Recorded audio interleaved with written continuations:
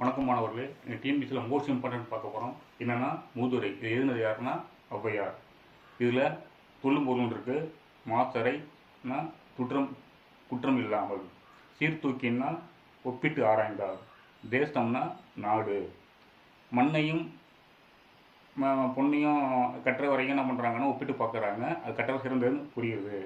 அதுக்கப்புறம் ஔவையார் மூத்தவங்க. அது என்னென்ன நூல் எழுதியிருக்காங்கன்னா ஆத்திச்சூடி, கொன்றை வேந்தன், நல்வழி போன்ற நூல்களையும் எழுதியிருக்காங்க. அதுக்கப்புறம் என்னென்ன பார்த்தீங்கன்னா ஔவையாருங்கிறவங்க மூத்தவங்க. அதுக்கு இன்னொரு பேர் இருக்குது மூதுரைக்கு, மூத்தோர் கூறும் அறிவுரை. ரைட்டா? அடுத்து கலைச்சொல் இருக்குது. கலைச்சொல்னா வெல்கம்னா நல்வரவு, கல்ச்சர்னா சிற்பங்கள், ஸ்டிப்ஸுன்னா சிலுசுகள், ரெடிமேட் ட்ரெஸ்ஸுன்னா ஆயத்த ஆடை, மேக்கப்னா ஒப்பனை, டிப்பன்னா சிற்றுண்டி. அடுத்து பார்க்கும்போது நானிலம் படைத்தவன். இது யார் எழுதுனா முடியரசன். முடியரசன் இன்னொரு பேர் எழுதுனா துரைராசு. பூங்குடி, வீரகாவியம், காவிய பாவை போன்ற நூல்களையும் எழுதியுள்ளார். திராவிட நாட்டின் வானம்பாடி என்றவும் அழைக்கிறாங்க.